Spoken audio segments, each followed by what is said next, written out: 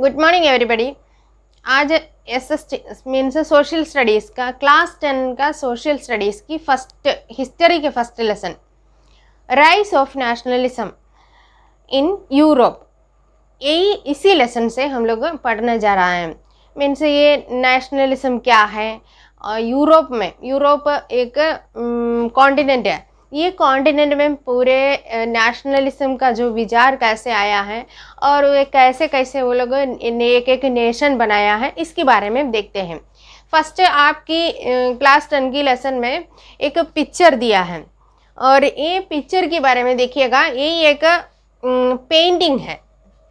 Frederick Sorio नाम का एक पेंटर बनाया हुआ एक पेंटिंग होता है। ये फ्रेडरिक सोरियो ने 4 पेंटिंग बनाया था एक सीरीज जैसे, उसमें का एक पेंटिंग है, यही है। और ये पेंटिंग बनाया था 1848 में। 1848 में बनाया हुआ पेंटिंग है। इन्होंने बनाया, ड्राइंग किया हुआ पेंटिंग है यही। ये पेंटिंग का एक बहुत विशेषता है। मीन्स यूरोप की नेशनलिज्म के बारे में हम लोग बोले जाते हैं, नहीं तो पढ़ने जाता है, तो ये पिक्चर को एक महत्व होता है, इम्पोर्टेंस होता है।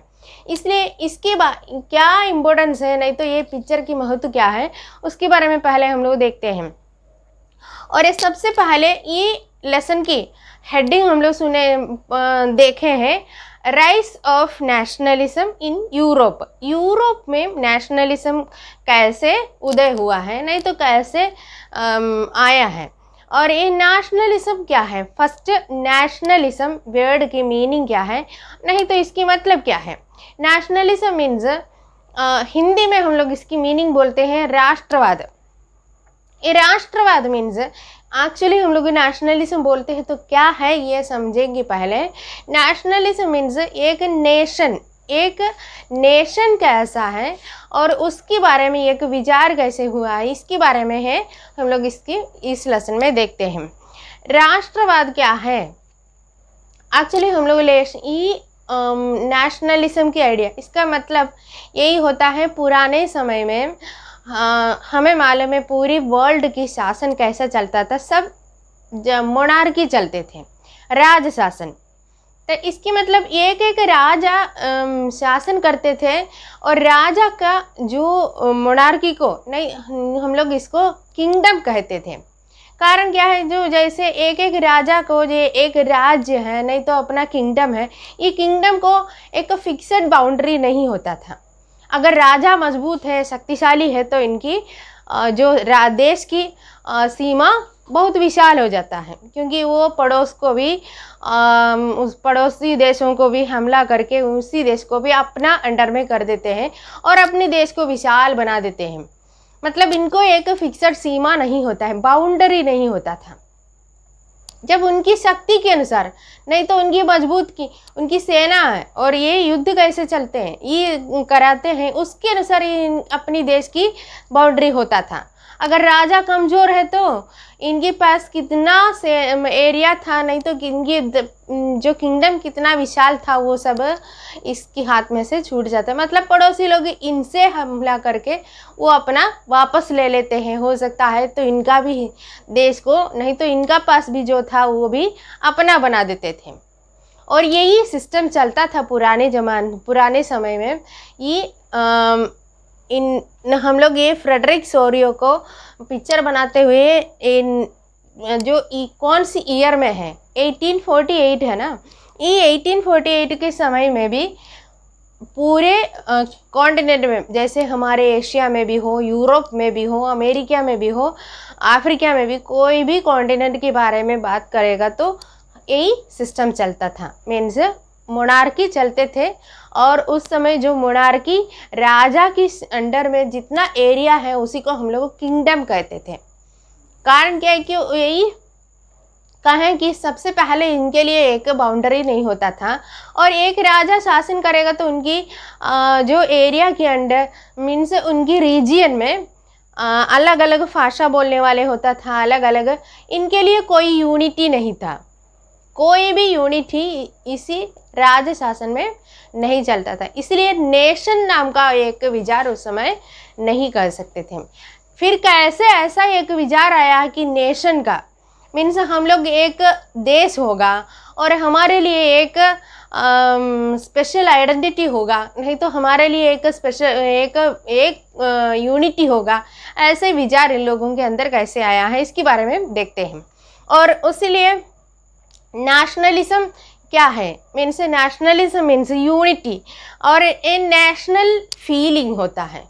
मीन्स इसकी फीलिंग हम लोग का है कि हम लोग वननेस एक कंट्री की लोग हैं, मीन्स बिलोंग टू एक कंट्री से, नहीं तो एक कंट्री की पीपल है, ऐसा एक विचार जो आता है इसको हम लोग नेशनलिज्म कहते हैं। और इन लोगों को एक टुगेदर नहीं, एक साथ है। अगर भले हम लोग अलग अलग भाषा बोलने वाले हो, अलग अलग कल्चर हो, लेकिन हम लोग का अंदर हम लोग सब एक है, ऐसा एक फीलिंग, इसी फीलिंग को हम लोग नेशनलिज्म कहते हैं।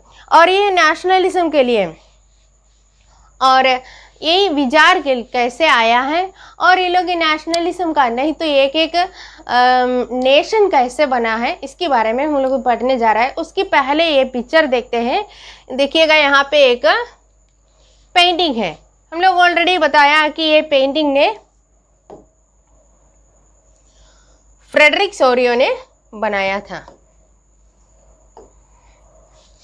देखिए यहाँ पे Frederick Sorio, it is important है, मीन्स पेंटिंग कौन सी साल में बनाया है ये भी ज़रूर आ सकते हैं, इसलिए देखिएगा फ्रेडरिक सोरियो ने बनाया है और कौन सी साल में है, 1848 में। अब हम लोग इसी समय ये 1848 का बनाया हुआ पिक्चर में क्यों इसकी ये नेशनलिज्म का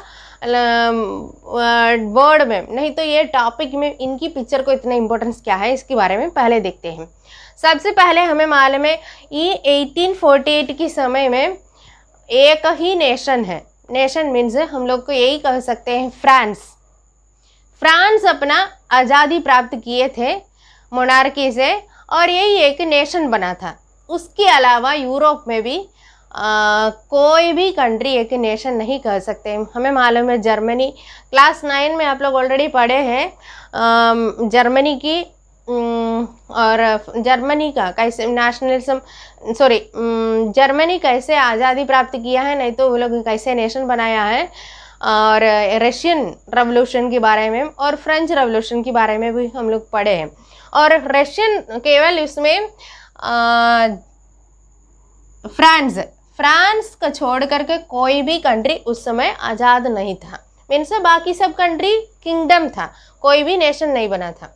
ये एक फ्रेंच रेवोल्यूशन शुरू होता है हमें मालूम है 1789 में है और लोग फर्स्ट मोनार्की से मुक्त हो करके अपनी कॉन्स्टिट्यूशन बना करके अपनी देश को आज़ाद बना दिए हैं 1791 में। तो इस 1791 में मीन्स फ्रांस एक इंडिपेंडेंट कंट्री हो गया है, सब हम लोग कह सकते हैं। तो इस तरह ये 1789 में है और फ्रेडरिक सोरियो ने पिक्चर ये पेंटिंग बनाया 1848 में। देखिएगा 18, तो इसका मतलब इसके ये फ्रांस अपनी इंडिपेंडेंट नेशन बन गया था। और इसके बाद जर्मनी है तो और ये इटली है, ये सब 1890 है, 1860 है, ये सब में ये लोग अपनी आज़ादी प्राप्त किए थे। उसका मतलब ये पिक्चर बनाने के बाद है ये लोग आज़ाद प्राप्त हुआ था। तब इसकी पिक्चर की फिर इसलिए आप लोग को देखिएगा ये ईयर ध्यान दीजिएगा और कौन सी ईयर में फ्रांस को छोड़कर मीन्स जैसे जर्मनी है, इटली है, रशिया है और ये सब अपनी आज़ाद प्राप्त हुआ है। हमें मालूम है रशिया भी 19 में है, 1900 के बाद ये लोग अपनी आज़ादी प्राप्त किए हैं, 1917 है। और इस तरह सब देश को आज़ादी बहुत ये पिक्चर बनाने के बहुत साल के बाद मिला है। तब ये देखिएगा ये पिक्चर में क्या क्या है, एक जुलूस निकला है। ये जुलूस निकले हैं तो अलग अलग कंट्री की फ्लैग लेकर आदमी लोग चल रहा है। मीन्स देखिए यहाँ एक फ्लैग है, यहाँ पे एक फ्लैग है, और यहाँ दूसरी फ्लैग है, और यहाँ पे दूसरे फ्लैग है, मतलब अलग अलग फ्लैग है। इसकी मतलब अलग अलग कंट्री के लोग ये जुलूस में, एक ही जुलूस में जा रहा है। इसकी मतलब क्या है, एक ही जुलूस हो गया, इसकी मतलब क्या है, अलग अलग कंट्री के लोग हैं लेकिन एक है, ये यही एक विचार है, यूनिटी है।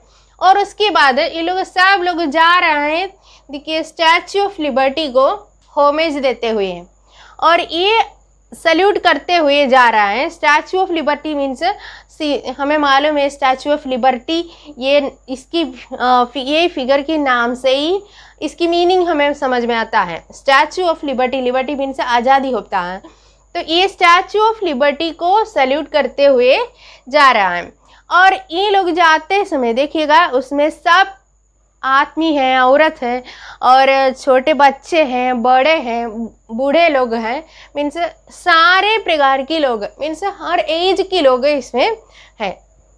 तो इसकी मतलब यही एक है, हम लोग सब मीन्स एक ही यूनिटी में जा रहा है, और स्टैच्यू ऑफ लिबर्टी को आज होमेज देते हुए जा रहा है। मीन्स स्टैच्यू ऑफ लिबर्टी हम लोग को कहा है कि फ्रीडम को दिखाते हैं। और इसके बाद यहाँ देखिएगा ये जाते समय ऊपर से फिर जीसस क्राइस्ट और उनकी एंजल्स इन लोगों को आशीष दे रहा है।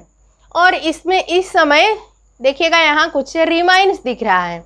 ये रिमाइंस क्या है, देखिए किंगडम का रिमाइंस है, देखिए जो राजा की मुकुट है, ऐसा कुछ रिमाइंस है। इसकी मतलब यही होता है, ये रिमाइंस छोड़ करके इसका ये पुराने वाले सिस्टम को रिमाइंस हो गया, मतलब ये पुराने वाले सिस्टम ख़त्म हो गया है, और ये लोग एक नया सिस्टम मीन्स नया देखिए अलग अलग कंट्री अपने अपना फ्लैग के नीचे अलग अलग कंट्री के लोग एक जुलूस बना करके स्टैच्यू ऑफ लिबर्टी को होमेज करते हुए जा रहा है।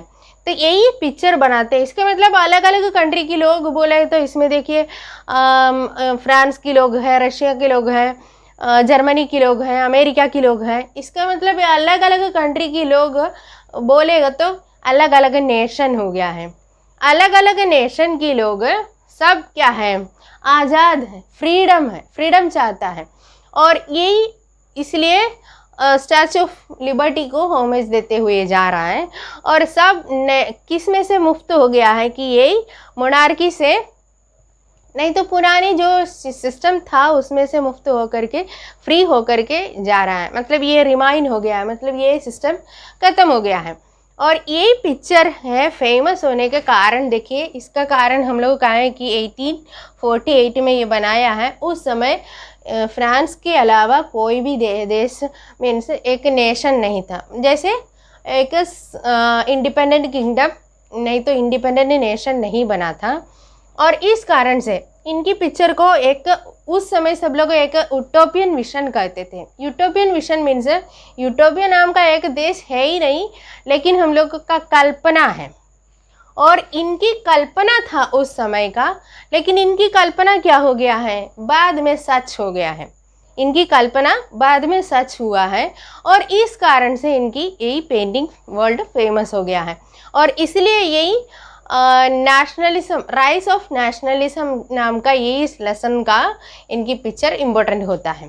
तो आप लोगों से एक क्वेश्चन आ सकते हैं, ये कौन बनाया है, ये पेंटिंग किसका है? तो आंसर है कि हमें फ्रेडरिक सॉरियो। और कौन सी ईयर में? 1848। और ये फिगर में नहीं तो ये पेंटिंग में क्या क्या देखते हैं, नहीं तो क्या क्या सिंबल, नहीं तो क्या क्या सूचना देता है, तो यही भी आपको डिस्क्राइब करके लिख सकते हैं। जुलूस है, रिमाइंस है, और एक सेपरेट कंट्री है, मीन्स सेपरेट नेशन हो गया है, नेशन का सेपरेट सिंबल है, फ्लैग, नेशनल फ्लैग है। और इसमें हर एज के लोग हैं, मीन्स बच्चे हैं, लेडीज़ हैं, जेंट्स हैं, और एज्ड पीपल हैं, सब लोग ये जुलूस में है। यही है ये पिक्चर की विशेषता है। तो इसमें यही पिक्चर तो ज़रूर ये क्वेश्चन आ सकते हैं, इस तरह कौन बनाया है। और इसके बाद देखिएगा, हमें ये राइज ऑफ नेशनलिज्म पढ़ेगा तो सबसे पहले देखते हैं ये नेशनलिज्म का विचार पूरे यूरोप में कहाँ से आया है। तो सबसे पहले इन लोगों को ये विचार मिला है फ्रांस से, इसलिए फ्रेंच रेवोल्यूशन सबसे इम्पोर्टेंट होता है। फ्रेंच रेवोल्यूशन के बारे में हमें ऑलरेडी मालूम है, हम लोग क्लास 9 में पढ़े हैं। मीन्स फ्रेंच रेवोल्यूशन क्या है और ये लोग कैसे आज़ादी प्राप्त किया है। मीन्स फ्रेंच रेवोल्यूशन यही फ्रांस नाम का ये तो एक किंगडम था, नहीं तो एक मोनार्की था। ये लुई 16 ने शासन कर रहा था उस समय 1797 में, 1797, 1787 ऐसे इस समय सब जो लुई 16 का शासन चल रहा था। और एक कंट्री की स्थिति उस समय की सोशल स्टेटस नहीं तो सामाजिक स्थिति क्या था वो भी हम लोग देखे हैं। समाज 3 कैटेगरी में डिवाइड करते थे। मीन्स पूरे पीपल को 3 कैटेगरी में हमें मालूम है, clergy, nobles and common people. तो उसमें ये क्लर्गी और नोबल्स को कुछ स्पेशल प्रिविलेजेस होता था और ये कॉमन पीपल को कोई भी प्रिविलेजेस नहीं थे। लेकिन समस्या इन लोगों का यही था, पॉपुलेशन में केवल मान लीजिएगा 10% है ये दोनों ग्रुप। क्लर्गी मीन्स चर्च से रिलेटेड लोगों को क्लर्गी कहता था और नोबल्स मीन्स समाज में जो ऑफिशियल्स जैसे, और नहीं तो हम लोग कहते हैं कि ज़मींदार हो गया है, ऑफिशियल्स राजा की ऑफिशियल से, ये सब लोगों को नोबल्स कहते थे। तब पॉपुलेशन देखें तो केवल 10% था ये लोग, लेकिन इनकी इस देश की संपत्ति में का 60% संपत्ति भी नहीं तो ज़मीन है, संपत्ति है, ये सब इन लोगों के हाथ में थे। और बाकी कॉमन पीपल हम लोग कहते हैं, इन तीनों ग्रुप को हम लोग first estate, second estate, third estate कहते हैं। और ये third estate means common people होता है। ये कॉमन पीपल के हाथ में संपत्ति का केवल इन लोगों को छोड़कर फिर 40% है, तो ये 40% है, 90% पॉपुलेशन के हाथ में इतना ही संपत्ति था। मतलब यही होता है कि ये लोग लैंडलेस लोग कह सकते हैं। यही किसान थे, पीसेंट लोग और लेबर लोग, ये सबको इसी ग्रुप में जोड़ सकते थे।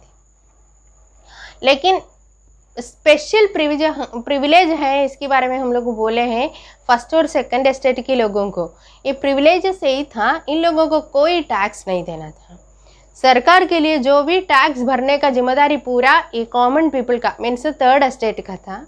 ये लोग रोज़ रोटी के लिए कमाने वाले हैं और पीसेंट लोग हैं, वही लोग कमा करके जो मिलता है उसी के एक हिस्सा टैक्स जैसे सरकार को जमा करना था। और बाकी दोनों ग्रुप को कोई भी टैक्स, इन लोग बाय बर्थ में ये प्रिविलेजेस होता है और इसीलिए इन लोगों को कोई टैक्स नहीं देना।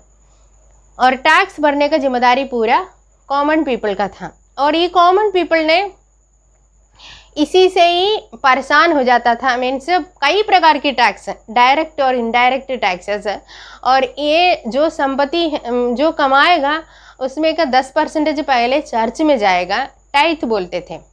और इसके अलावा फिर सरकार को डायरेक्ट और इनडायरेक्ट टैक्सेस जमा करना था। और इसी टैक्स लेकर के राजा ने देश की खर्चा चलाते थे। जैसे इनके ऑफिशियल्स को तनख्वाह देना है, आर्मी को मेंटेन करना है, अपनी देश की पूरे खर्चा चलाने के लिए पूरे जिम्मेदारी केवल एक ग्रुप था, ये कॉमन पीपल का। और इस कारण इसके अलावा जो हमें मालूम है लुई 16 ने जो राजा बन रहा था उस समय 20 इयर्स का था, और ये राजा बनने की मीन्स राजा होने के समय इनकी ट्रेजरी पूरा खाली था। और इन्होंने क्या किया है कि टैक्स बढ़ाने की एक निर्णय लिया है। और टैक्स बढ़ाने के निर्णय लेकर के इनकी मीटिंग बुलाया है ये तीनों स्टेट का, और मीटिंग बुला करके टैक्स बढ़ाने की चर्चा किया है। तो वहाँ का सिस्टम आई था, तीनों ग्रुप के लिए एक एक वोट था। तीनों, फर्स्ट स्टेट को एक वोट है, सेकंड का एक वोट है, थर्ड स्टेट का भी एक वोट होता था। और इसलिए राजा ने कोई भी डिसीजन लेता है, अगर टैक्स बढ़ाने का निर्णय लेता है तो फर्स्ट और सेकंड स्टेट इसको सपोर्ट करेंगे, क्योंकि उनको कोई नुकसान होने वाला नहीं है। अब 2 वोट वहाँ पे ऑलरेडी मिलता है, तब यही पास हो जाएगा। तो इसलिए इनकी मीटिंग बुला करके इन लोगों ने टैक्स बढ़ाने की चर्चा किया है, लेकिन इस बार थर्ड स्टेट के लोग इसको अनुमति नहीं दिया है। ये लोग बोले हैं कि हम लोग जितने लोग आया हैं यहाँ पे उपस्थित है, सबको एक एक वोट चाहिए, एक एक वोट चाहिए, कि जो डिमांड किया है तो राजा ने अनुमति नहीं दिया है। अनुमति नहीं दिया है तो इसी कारण से ये मीटिंग सक्सेस नहीं हुआ है। यही थर्ड स्टेट के लोग एक साथ होकर के ये लोग एक निर्णय लिया है कि हम लोग कैसे भी हो इसी प्रॉब्लम को एक सोल्यूशन बनाएंगे। सबसे पहले हमारा देश के लिए एक कॉन्स्टिट्यूशन बनाएंगे, एक संविधान तैयार करेंगे। और उस तरह ये लोग एक संविधान तैयार किया है। एक टेनिस कोर्ट में जो मिल करके मीटिंग बैठे हैं, जितने लोग थर्ड स्टेट के लोग आए थे वो लोग एक साथ होकर के बैठ के अपना संविधान तैयार किया है। हमें मालूम है इसको the declaration of rights of human and citizen कहते हैं।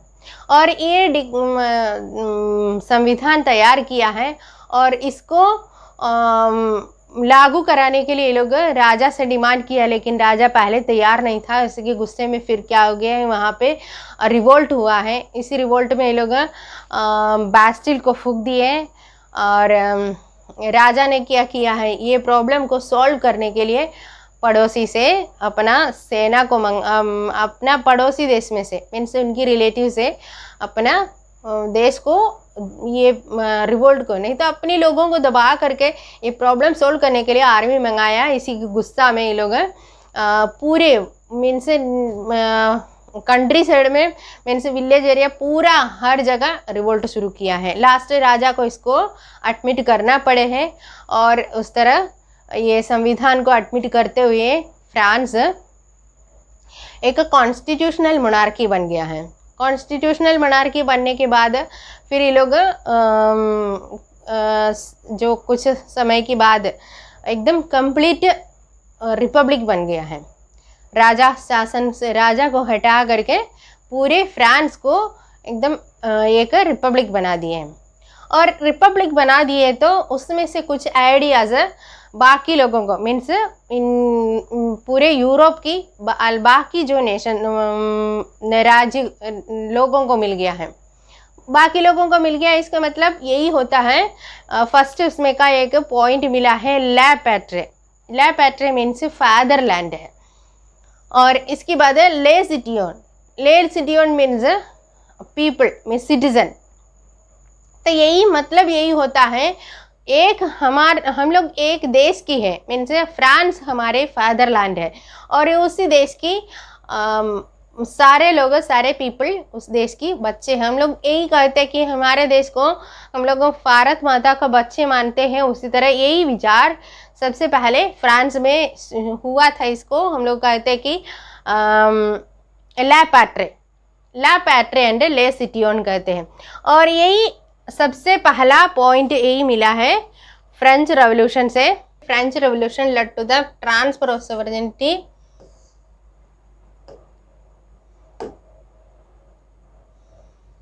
यहाँ पे transfer of from the monarchy to a body of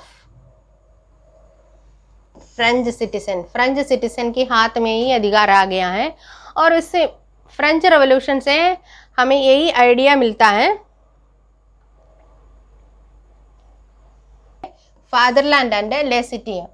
और सिटियन मीन्स ये फादरलैंड एंड द सिटीजन। सबसे पहले यही आइडिया फ्रेंच रेवोल्यूशन से हमें मिलता है।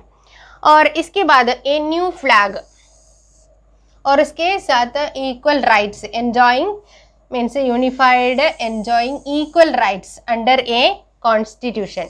तब देखिए यहाँ पे जो जो आइडिया मिलता है, सबसे पहले फादरलैंड द सिटीजन मीन्स एक देश की फादरलैंड बोलते हैं तो हम लोग एक फादर की बच्चे हैं, मीन्स यही एक यूनिटी सबसे पहले हुआ है। और इसके बाद सेकंड है इन लोगों के लिए एक कॉन्स्टिट्यूशन अंडर इक्वल राइट देने वाले एक कॉन्स्टिट्यूशन, ये भी फ्रेंच रेवोल्यूशन की गिफ्ट है। और इसके बाद ए न्यू फ्रेंच फ्लैग, फिर नेक्स्ट ये नया फ्लैग, मीन्स सब लोगों को पहले का मोनार्की का फ्लैग हटा करके लोग एक नया फ्लैग बना दिया है। और ये नया फ्लैग से सबको हमारी देश की फ्लैग, नया फ्लैग, ये भी लोगों को अंदर यूनिटी पैदा करने के लिए, नहीं तो ये यूनिटी का सोच बढ़ाने के लिए बहुत हेल्प किया हुआ बात है। तो फ्रेंच रेवोल्यूशन से हमें क्या क्या आइडिया मिला है, इसकी आंसर है। फर्स्ट हम लोग कहा है कि ले पैट्रे और ले सिटिजन, और इसके बाद कॉन्स्टिट्यूशन, इक्वल राइट्स मीन्स एक विचार, इक्वलिटी। हमें मालूम है पहले फ्रांस के लोग अलग अलग कैटेगरी डिवाइड करके लोगों को आपस में अलग अलग करके रखते थे, लेकिन वही विचार को हटा करके सारे लोग बराबर हैं, इक्वल हैं, यही विचार सब पहले फ्रेंच रेवोल्यूशन से ही मिला है। Equal rights means equality before the law, equality before, नियम के सामने सब बराबर है, कोई भी बड़ा नहीं छोटा नहीं ऐसे। और नेक्स्ट कॉन्स्टिट्यूशन, और इसके बाद ए नया फ्लैग, और इसके बाद इन लोगों का एक लैंग्वेज है, एक कॉमन लैंग्वेज, फ्रेंच लैंग्वेज को इन लोग अपना देश के लिए एक कॉमन बनाए थे। और इसके बाद इसके साथ साथ में इनको ये भी हुआ था, ये नया देखिए citizen dreamed the national assembly,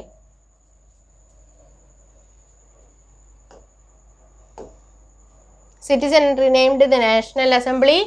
और इसके बाद new hymns were composed, oaths taken, और martyrs commemorated the name of the nations.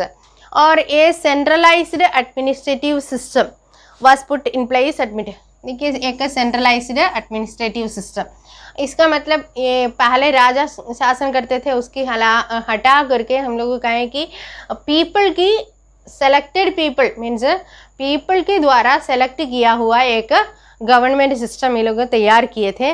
और इसके बाद नेशनल हाइम्स मीन्स हम लोग कहते हैं कि नेशनल आंतम, और इन लोगों को एक नेशनल आंतम तैयार किए थे, हम लोग को मालूम है मार्सेल्स। और उस तरह ये नेशनल आंतम है, ये ओथ, ये सब हमें आइडिया कहाँ से मिला है, फ्रेंच रेवोल्यूशन से ही मिला है। तब यही इतना इम्पोर्टेंट है फ्रेंच रेवोल्यूशन, क्यों, ये राइज ऑफ नेशनलिज्म में, नहीं तो नेशनलिज्म इन यूरोप में फ्रेंच रेवोल्यूशन की रोल क्या है, फ्रेंच रेवोल्यूशन का पार्ट नहीं तो रोल क्या क्या है, यही होता है। हम लोग कहें कि अभी जो पॉइंट बोले हैं वही फ्रेंच रेवोल्यूशन की रोल है, नहीं तो फ्रेंच रेवोल्यूशन वर्ल्ड को क्या दिया है, और यही है फ्रेंच रेवोल्यूशन से ही लोगों को मिला है, नहीं तो नेशनलिज्म में जो फ्रांस की रोल यही था। के अलावा फ्रेंच रेवोल्यूशन के बाद हमें मालूम है दूसरे इसमें कुछ वर्ड है, मीन्स एब्सोल्यूटिस्ट, नेशनल अरिस्टोक्रेसी और लिबरल नेशनलिज्म, ऐसा कुछ टॉपिक है। और अरिस्टोक्रेसी मीन्स जो रूलिंग क्लास है, शासन करने वाले कौन से ग्रुप है उसी को हम लोग अरिस्टोक्रेसी कहा जाता है। और मतलब ये जो शासन करने को हमें मालूम है राजा शासन हो रहा है, तो राजा के अंडर में जो ऑफिशियल्स जैसे शासन कर रहा है, हेल्प कर रहा है, ये सबको जो ग्रुप को हम लोग अरिस्टोक्रेसी कह सकते हैं। और इसके बाद लिबरल नेशनलिज्म, लिबर्टी, ये नाम से ही मालूम है, लिबर्टी मीन्स यही एक लैटिन वर्ड से ही हुआ है, लिबर मीन्स, लिबर एक लैटिन वर्ड होता है, लिबर मतलब फ्री है, तो लिबरलिज्म मीन्स फ्रीडम है, फ्रीडम की यही सोच को हम लोग लिबर्टी नहीं तो लिबरलिज्म कहते हैं। तब ये लिबरलिज्म का इम्पोर्टेंस क्या है, लिबरलिज्म का इम्पोर्टेंट यही होता है, हम लोग पढ़े हैं कि जो 18th सेंचुरी में इंडस्ट्रियल रेवोल्यूशन शुरू हुआ है, तो इंडस्ट्रियल रेवोल्यूशन से एक नया ग्रुप का उदय हुआ है। नया ग्रुप मीन्स हमें मालूम है जो पढ़े लिखे लोग हैं, प्रोफेशनल्स हैं, और इसके साथ में इंडस्ट्री में काम करने वाले हैं, मीन्स वर्कर्स हैं।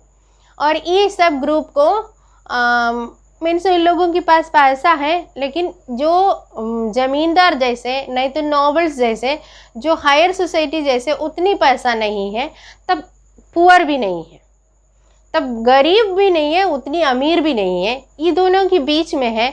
इसलिए इन लोगों को एक नया नाम आ गया है कि मिडिल क्लास कहते हैं। मिडिल क्लास एक नया ग्रुप, सोशल ग्रुप है, इसको मिडिल क्लास कहते हैं। तो ये मिडिल क्लास के अंदर हम लोग ऑलरेडी बोले कि ये लोग पढ़े लिखे हैं, वे काम करने वाले हैं, और इनके अंदर एक विचार मीन्स ये लिबर्टी का जो एक विचार हम मीन्स हम लोग फ्री होने का एक विचार आया है। फ्री होने के विचार मतलब ये लोग सबसे पहले सोचे कि हम लोगों को वोटिंग करने के अधिकार मिले हैं। जो कौन कौन सी फ्रीडम ये लोग चाहते थे, सबसे पहले हम लोग बोले हैं कि वोटिंग करने का अधिकार। तो इसका कारण क्या है, ऑलरेडी हमें मालूम है फ्रेंच रेवोल्यूशन की जो पहला कॉन्स्टिट्यूशन तैयार किए थे, तो उन लोगों को वोट देने की अनुमति मिला है। जिसको वोट देने का, जो आदमी, जो लोग काम करता है, नहीं तो जो लोग टैक्स भरता है, बस वही लोगों को वोट देने के अधिकार मिला था। तो टैक्स भरने के मतलब उतनी कमाते नहीं हैं, तो उन लोगों को पासिव सिटीजन कहते थे। हमें मालूम है लेडीज़ हैं और एज ओल्ड पीपल हैं और चिल्ड्रन हैं, ये सबको पासिव सिटीजन कह करके एक साइड कर दिए थे, और केवल जो व्यक्ति टैक्स भरेगा बस वही को वोट देने के अधिकार था। इसलिए जो देश में कि सब लोगों को वोट देने के अधिकार नहीं होता था, इसलिए हम यहाँ पे सबसे पहले जो लिबरलिस्ट, नहीं तो ये मिडिल क्लास को एक नया डिमांड था, हमें वोट देने के अधिकार चाहिए। फिर फ्री सोचने का मीन्स फ्रीडम ऑफ थिंकिंग, और ये सब को जो एक विचार इन लोगों के अंदर आया है, और यही प्रॉपर्टी ओन करने का, ये सब फ्रीडम चाहिए थे, और इन लोगों उसी फ्रीडम के लिए फाइट करने की तैयार हुआ है। और इसलिए ये मिडिल क्लास पीपल को मीन्स लिबरलिस्ट कह सकते हैं। हमें मालूम है जो कंसर्वेटिव कहते हैं, नहीं तो अरिस्टोक्रेसी कहते हैं। कंसर्वेटिव बोलेगा तो जो पुराने सिस्टम में विश्वास करते हैं, मतलब पुराने रूलिंग क्लास जो राजा की शासन चलता था उसी को विश्वास करते थे। आज के जो नया चेंजेस को स्वीकार करने के लिए जो लोग तैयार नहीं है उसी को कंसर्वेटिव कहते थे। तब वहीं यहीं पे 2-3 टॉपिक हमें मिलता है, एब्सोल्यूटिस्ट कौन है, कंसर्वेटिव्स कौन है, लिबरलिस्ट कौन है। लिबरलिस्ट मीन्स फ्रीडम चाहते हैं वही लोगों को, जो मिडिल क्लास पीपल था वही लोग स्पेशली फ्रीडम के लिए ज़्यादा डिमांड करते थे, और इन लोगों को लिबरलिस्ट कहते थे। जो कंसर्वेटिव मीन्स नया सोशल चेंजेस को स्वीकार करने के लिए जो लोग तैयार नहीं है, पुराने सिस्टम को विश्वास करते थे और पुराने सिस्टम में वापस जाना चाहते थे, उसी ग्रुप को हम लोग कंसर्वेटिव्स कहते हैं। जैसे हम लोग कहें कि मिडिल क्लास पीपल की जो मीन्स एक नया सोशल ग्रुप का उदय हुआ है, वर्किंग क्लासेस नहीं तो मिडिल क्लासेस कहते हैं, और इन लोग अपनी फ्रीडम के लिए मीन्स सबसे पहले वोटिंग का फ्रीडम, पॉलिटिकल फ्रीडम के लिए डिमांड किए थे, और इसके साथ ट्रेड करने का, नहीं तो उस समय हम लोग पढ़े हैं कि एक जो किंगडम था, नहीं तो एक ही जो राजा के अंडर में ये जितना एरिया है उसमें अलग अलग सिस्टम चलते थे। अलग अलग सिस्टम इनसे एक एग्जाम्पल है जैसे जर्मनी है, और ये जर्मनी एक ग्रुप ऑफ 39 कॉन्फेडरेशन था।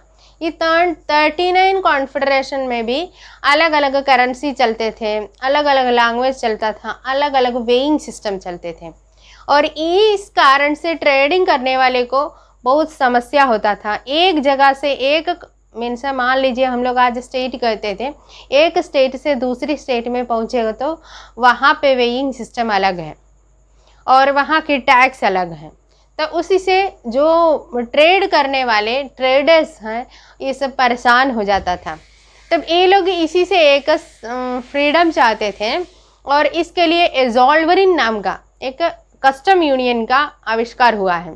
सोल्वरिन मीन्स एक कस्टम यूनियन होता है, मीन्स हम लोग कहते हैं कि एक एरिया में नहीं तो एक नेशन में एक जो कुछ एरिया में एक ही टैक्स सिस्टम चलते हैं और वही जो कस्टम ड्यूटी एक ही प्रकार की हो उस तरह एक सिस्टम ये लोग लगाए तो उसको सोल्वरिन कहते थे।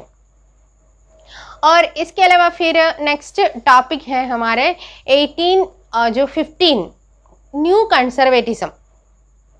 न्यू कंजर्वेटिज्म मीन्स ऑलरेडी हम लोग कहें कि कंजर्वेटिव मीन्स कौन है, उनकी सोच क्या है। जो पुराने सिस्टम में विश्वास करने वाले हैं उन लोगों को कंजर्वेटिव्स कहते थे। और हमें मालूम है यही जो फ्रेंच रेवोल्यूशन से पहले ये लोग आज़ादी प्राप्त किया था, मीन्स सबसे पहले जो मोनार्कियल कॉन्स्टिट्यूशनल मोनार्की हुआ था, इसके बाद फिर पूरी तरह से रिपब्लिक हो गया था। और रिपब्लिक हो गया तो एक साल जो जैकोबियन क्लब्स की लीडर मैक्सिमिलियन रॉबर्ट्सपियरी ने शासन किया था, लेकिन इनकी रीजियन में नहीं तो इनकी शासन काल को रीजियन ऑफ टेरर कहते थे। ये सब हम लोग क्लास 9 में पढ़े हैं। और मतलब इतनी भयंकर जो क्रूवल्टी नहीं तो इतनी टाइट शासन चलता था, इसलिए लोगों ने वहाँ का कॉमन पीपल भी परेशान हो गया था। लास्ट में हमें मालूम है इनको हटा करके इनको भी क्या किया है कि एक्सिक्यूटेड किया गया था।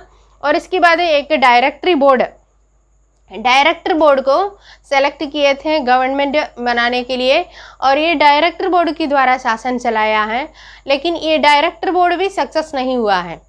हमें मालूम है अलग अलग 5 लोगों का एक ग्रुप को सेलेक्ट किया था और ये इसमें 5 लोग एक डिसीजन बोलते हैं तो दूसरे उसकी अपोज करेंगे। कभी भी एक डिसीजन लेने में बहुत ज़्यादा टाइम लगता था, मतलब ये लोग सब एक साथ डिसाइड करने का नहीं तो एक डिसीजन लेने के लिए तैयार नहीं होता था। इस कारण से जो देश की इम्पोर्टेंट मैटर में डिसाइड करने में नहीं तो डिसीजन लेने में देर लगता है और लास्ट में वहाँ की कॉमन पीपल इन लोगों से भी परेशान हो गया है। ये डायरेक्टर बोर्ड को कई बार चेंज किया गया लेकिन उतनी सक्सेस नहीं हुआ है। और इसी की फ़ायदा उठाते मीन्स इस समय जो कंजर्वेटिव्स भी अपना पावर दिखाएं कि वो लोग सोच को ज़्यादा इम्पोर्टेंस मिल गया है, क्योंकि जो रिपब्लिकन गवर्नमेंट है नहीं तो पीपल के द्वारा जो शासन है वो लगभग फेल जैसे लोगों कॉमन पीपल को भी समझ में आ गया है। तो उसकी फ़ायदा उठाकर ये कंजर्वेटिव्स अपनी आइडिया को और फैला दिया है, मतलब स्प्रेड किया है। और लास्ट उसी की फ़ायदा उठाते हुए नेपोलियन बोनापार्ट ने फ्रांस की राजा हो गया है। मीन्स फिर मोनार्की वापस आ गया है मोनार्की फ्रांस में और ये नेपोलियन बोनापार्ट ने राजा हुआ है। मीन्स वहाँ की फ्रांस की राजा होकर के ये शासन करना शुरू कर दिया है। लेकिन इनके शासन में एक विशेषता है, ये कुछ बात में मीन्स कुछ पॉइंट इनको इम्पोर्टेंट है इसमें भी। मीन्स हमें मालूम है इनकी जो शासन काल में पुरानी सिस्टम को कुछ ये लोग हटा दिया है। सबसे पहले इन्होंने किया था ही अबॉलिश द प्रिविलेजेस, ये प्रिविलेजेस को अबॉलिश कर दिया है। जो पहले सिस्टम में प्रिविलेजेस चलता था, सोसाइटी को हम लोग को 3 ग्रुप में डिवाइड करके जो प्रिविलेजेस चलता था वो प्रिविलेजेस खत्म कर दिया है। और सेकंड है इन्होंने equality before the law, all the people, सारे पीपल लॉ कानून के सामने सब बराबर कर दिया है। और इसके अलावा जो कस्टम ड्यूटीज जितना तारीफ बारिश होता था, मीन्स टैक्स बारिश होता था, ये सब हटा करके एक यूनिटरी मेथड लेकर आया है। और यूनिटरी मेथड और यूनिटरी मेजरमेंट सिस्टम मीन्स एक कंट्री में नहीं तो नेपोलियन की शासन कहाँ कहाँ होता था वहाँ पूरे एक ही मेजरमेंट, एक ही करेंसी और एक ही टैक्स सिस्टम ये जो लागू कराया है, इसी को हम लोग नेपोलियनिक कोड नहीं तो सिविल कोड कहते हैं। 1804 में नेपोलियनिक कोड नहीं तो सिविल कोड।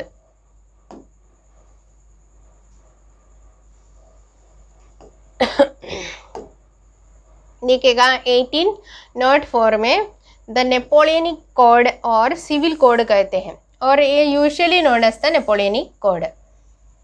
नेपोलियन ने return to monarchy, Napoleon monarchy को वापस ला दिए हैं फ्रांस में, और इनकी शासन में लेकिन भले मोनार्की है लेकिन इन्होंने कुछ नया सिस्टम लागू कर दिए थे, और उसी को हम लोग नेपोलियनिक कोड नहीं तो सिविल कोड कहते हैं। कौन सी ईयर में है ये भी ध्यान दीजिएगा, 1804 में। और ये नेपोलियनिक कोड में क्या क्या लागू किया है ये भी देखिएगा। ये all did away with all privileges based on birth. ये जो based on birth, by birth में जितनी प्रिविलेजेस इन लोगों को चलता था वो पूरे प्रिविलेजेस को अबोलिश कर दिया है।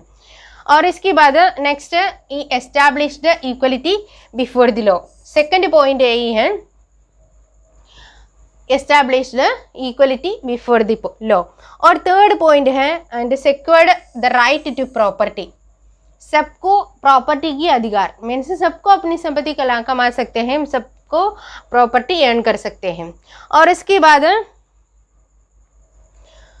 ये तो नेपोलियनिक कोड कहाँ कहाँ हम लागू किया है ये भी, मीन्स नेपोलियन ने फ्रांस के अलावा पड़ोसी एरिया को भी अपनी अंडर में किए थे, और उसी एरिया को Dutch Republic in Switzerland, Italy and Germany, ये सब एरिया में, मीन्स जितना एरिया नेपोलियन के अंडर में था वो सारे एरिया में ये नेपोलियनिक कोड लागू कर दिए हैं।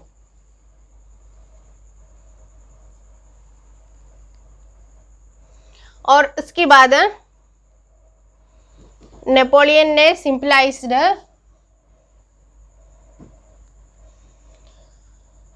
देखिए simplified administrative divisions, abolished feudal system and freed peasants from serfdom and manorial dues. और ये भी इन्होंने किए थे। जो फ्यूडल सिस्टम था, मीन्स जमींदारी सिस्टम जो चलता था उसको हटा दिए हैं, और उसके बाद जो पीसेंट और किसान को ये सब मैनोरियल ड्यूज चलता था, मतलब जो टैक्स नहीं कर सकते हैं, पुराने ज़माने की टैक्स है उसको आगे ये सब मैनोरियल ड्यूज है। और उसके साथ जो ज़मींदार को स्पेशल टैक्स देना था, ऐसा ये सारे सिस्टम इन्होंने हटा दिया। और in the towns too guild restrictions were removed. और इसके बाद गिल्ड रिस्ट्रिक्शंस, गिल्ड मीन्स जो व्यापारियों का एक ग्रुप चलता था, व्यापारियों का ग्रुप चलता था, और उसी एरिया में दूसरे लोग आकर के ट्रेडिंग करने की अनुमति लोग नहीं देते थे। उसी तरह इनका एक ग्रुप चलते थे, वो ग्रुप सिस्टम भी इन्होंने हटा दिए हैं। और इसके बाद transport and communication systems were improved. Transport और कम्युनिकेशन सिस्टम को इम्प्रूव कर दिया है। और उसके अलावा देखिएगा, इसके अलावा इन्होंने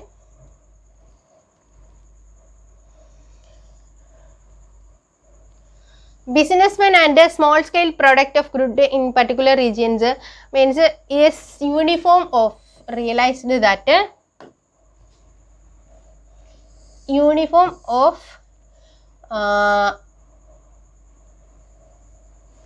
weight and measures and a common national currency, it is important। देखिएगा, uniform measurement and A common currency, इतना ये पॉइंट्स हैं नेपोलियनिक कोड का। नहीं तो नेपोलियन ने जो लागू किया है, नहीं तो क्या क्या नया चेंजेस नेपोलियन लाया है उसके बारे में ही ये क्वेश्चन तो आप लोग ज़रूर पॉइंट आउट कर दीजिएगा। अभी हम लोग कौन कौन सी पॉइंट को यहाँ पे नोट कर दिया है, और ये नेपोलियनिक कोड है। नहीं तो नेपोलियन ने कौन कौन सी एडमिनिस्ट्रेटिव चेंजेस लेकर आया है, ये भी यही क्वेश्चन का भी आंसर यही है। और इसके बाद देखिएगा, यहाँ तक जो पॉइंट बोले हैं ये सब नेपोलियनिक कोड का, नहीं तो नेपोलियन की एडमिनिस्ट्रेशन का विशेषता है। ये आफ्टर 1815 के बाद न्यू कंजर्वेटिज्म, मीन्स हम लोग बोले हैं ऑलरेडी नेपोलियनिक कोड के बारे में। नेपोलियन ने जो नया नया सिस्टम लेकर आया है, अब मीन्स नेपोलियन को ये लोग सपोर्ट किए थे, कंजर्वेटिव सपोर्ट किए थे। इसका मतलब जो समाज में मीन्स सोसाइटी में इन लोग अपने पुराना सिस्टम को वापस लाना चाहते थे, उसकी रिजल्ट के अनुसार, नहीं तो इसकी रिजल्ट जैसे नेपोलियन अधिकार में आए थे। लेकिन नेपोलियन ने अधिकार में आने के बाद इन्होंने क्या किया है, ये पुराना सिस्टम को अबोलिश कर दिया है। हम लोग ऑलरेडी बोले हैं जो पुराने सिस्टम, पुराने जो प्रिविलेजेस चलता था, ये प्रिविलेजेस को इन्होंने हटा दिया है और सबको इक्वलिटी बिफोर द लॉ बना दिया है। तो ये कंजर्वेटिव्स को पसंद नहीं हुआ है और इसीलिए ये लोग क्या किया है, ये लोग पूरे मिल करके एक नया आइडिया बनाया है। नया आइडिया मीन्स 1815 में representatives of the European powers, Britain, Russia, Prussia and Austria, ये जो सब मिल करके नेपोलियन के ऑपोजिट में एक नया ट्रीटी बना दिया है। नेपोलियन की ऑपोजिट में एक नया ट्रीटी बनाकर इन लोगों मिल करके नेपोलियन को डिफीट कर दिया है, मीन्स हरा दिया है। और लास्ट मीन्स इसके मतलब they met at Vienna to draw up a settlement for Europe और the congress was hosted by the Austrian chancellor duke Metternich. ये कांग्रेस को, इसको वियना कांग्रेस कहते हैं। ये वियना कांग्रेस 1815 में, देखिएगा 1850 में 15 में यूरोपियन पावर्स सब मिल करके नेपोलियन की ऑपोजिट में, और ये मीटिंग बनाए, इसको वियना कांग्रेस कहते हैं। वियना कांग्रेस में इसकी होस्ट मीन्स ऑस्ट्रियन चांसलर जो था ड्यूक मेटरनिक, इन्होंने इसकी होस्टिंग किए थे, मीन्स ऑस्ट्रिया में इसकी मीटिंग हुआ था। और ये लोग एक नया ट्रीटी बनाया है। ये नया ट्रीटी के अनुसार लास्ट नेपोलियन को हरा दिए और इसके बाद नेपोलियन ने जितना एरिया अपने फ्रांस के साथ जोड़ दिए थे वो सब छोड़ना पड़े हैं। सब वो लोग अपना अपना मीन्स जिसका पड़ोस जो एरिया का था वो सब वापस देना पड़े हैं।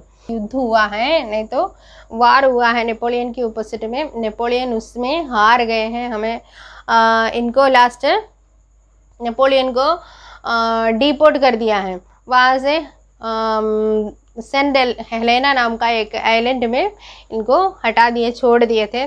और लास्ट इसमें बर्बन किंग अधिकार में, द बर्बन डायनासिटी अधिकार में आ गया है। और देखिएगा यहाँ पे बर्बन डायनासिटी, और इसका रीज़न है ट्रीटी ऑफ वियना, इसको वियना कांग्रेस कहते हैं। और ये वियना कांग्रेस का रिजल्ट जैसे क्या हो गया, नेपोलियन को हरा दिए हैं और उनको हटा कर मतलब इनको डिपोर्ट कर दिए और इसके बाद बर्बन डायनासिटी अधिकार में आ गया है। Next the revolutionaries. रेवोल्यूशनरीज को मीन्स क्रांतिकारियों, ये rise of nationalism in Europe में, मीन्स यूरोप की नेशनलिज्म के लिए कौन कौन किसका आइडियाज़ है, नहीं तो ये क्रांति फैलने के लिए, स्प्रेड करने के लिए कौन कौन काम किया है। उसमें एक इम्पोर्टेंट व्यक्ति हैं गिसेप्पी मज़नी। मीन्स हम लोग को देखें हैं कि ये जो न्यू कंजर्वेटिज्म का कारण से एक नया गवर्नमेंट बर्बन डायनासिटी का एक नया गवर्नमेंट फ्रांस में अधिकार में आ गया है। तब इनकी शासन में मीन्स ये लोग टाइट हो गया है, तो रेवोल्यूशनरी से, नहीं तो लिबरलिस्ट लोग सब थोड़ा चुप हो गया है। और ये लोग अंडरग्राउंड में जा कर के सीक्रेट में अपनी देश की आज़ादी के लिए काम करना शुरू कर दिया है। और इसका उस तरह ये लोग सीक्रेट में काम करने के लिए सबसे पहला प्लान था, और नहीं तो सबसे अधिक इन लोगों को लीडर जैसे काम किया हुआ व्यक्ति है गिसेप्पी मज़नी। गिसेप्पी मज़नी ने 1807 देखिएगा जेनीवा में 1807 में इनकी जन्म हुआ है। और ये देखिएगा ये secret he became a member of the secret society of the Carbonari as a young man of 24 he was sent to exile 1831 for attempting a revolution in Liguria. और ये बहुत यंग स्टेज में ही इन्होंने इस तरह जो सीक्रेट सोसाइटी में join किए थे और इनको इसी कारण से फिर बाद में डिपोर्ट कर दिए थे, मतलब एक्साइल कर दिए थे, अपना एरिया से, अपना देश में से बाहर कर दिए थे। और लेकिन इन्होंने क्या किया, वहाँ जाकर भी नया नया सीक्रेट सोसाइटी का स्थापना कर दिया है। और इनका जो सीक्रेट सोसाइटी के नाम है young Italy and young Europe. Young Italy and young Europe, दो सीक्रेट सोसाइटी इन्होंने स्टार्ट कर दिए हैं। और इसी के मेंबर जैसे बहुत लोगों को ज्वाइन कर दिए हैं। और इन लोगों को जो आज़ादी प्राप्त करने का, नहीं तो लिबर्टी का ज़्यादा मैसेजेस मीन्स इन लोगों को दे दिया है। और उसकी तरफ से आज़ादी के लिए, फ्रीडम के लिए, नहीं तो फ्रीडम ये लिबर्टी के लिए फाइट करने के लिए लोगों को उत्साहित किया है। वही एक इम्पोर्टेंट व्यक्ति है गिसेपी मसनी। और गिसेपी मसनी का याद रखिएगा, गिसेपी मसनी के बारे में नोट पूछेंगे, a short note on Giuseppe Mazzini. Giuseppe Mazzini secret society का आविष्कार किया हुआ व्यक्ति है। मीन्स सीक्रेट सोसाइटी स्थापना करके, एस्टैब्लिश करके, नहीं तो स्टार्ट करके, उसी के द्वारा यंग पीपल को, यंग लोगों को आज़ाद, ये फ्रीडम मूवमेंट के लिए, नहीं तो इंडिपेंडेंट, ये लिबरल मूवमेंट के लिए लोगों को उत्साहित किया है। और ये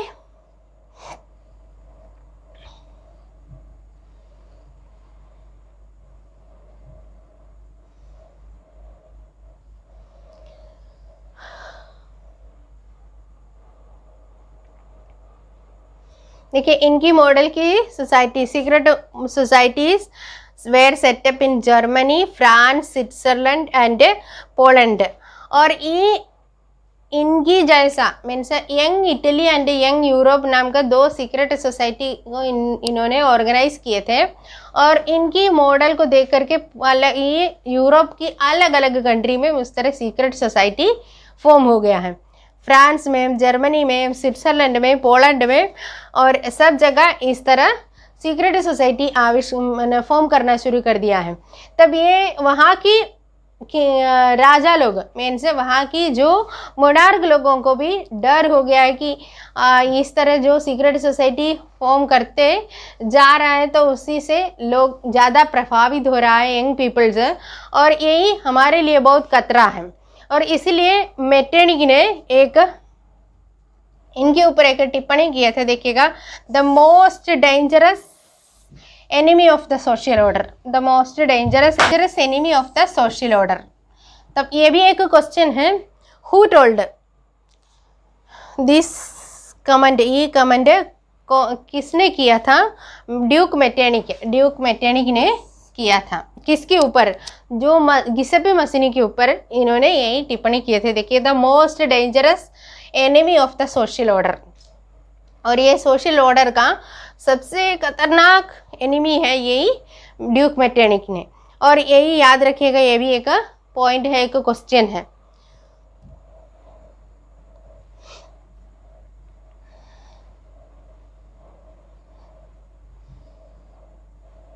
और next the age of revolution, 1830 से लेकर के 1848 तक का जो एज ऑफ रेवोल्यूशन कहते हैं। और इसमें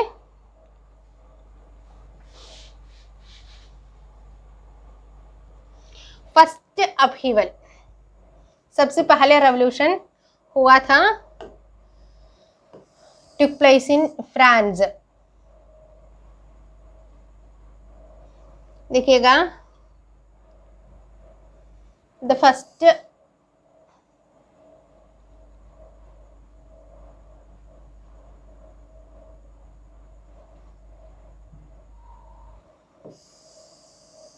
take place in जुलाई 1830। ये फर्स्ट जुलाई रेवोल्यूशन कहते हैं 1830 में। और इसकी रिजल्ट है the bourbon kings who had been restored to power during the conservative reaction were now overthrown by a liberal revolutionist. Means जो बर्बन डायनास्टी 1815 में अधिकार में आए थे उनको ओवरथ्रो करके एक नया गवर्नमेंट आ गया है.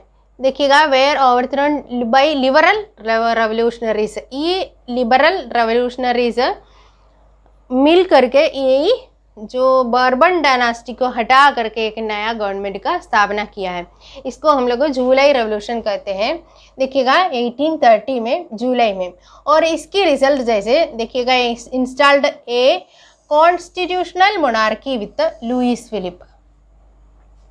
ये बर्बन डायनास्टी को हटा करके एक नया गवर्नमेंट, लिबरलिस्ट लोग अपना एक नया गवर्नमेंट को स्थापना किया है.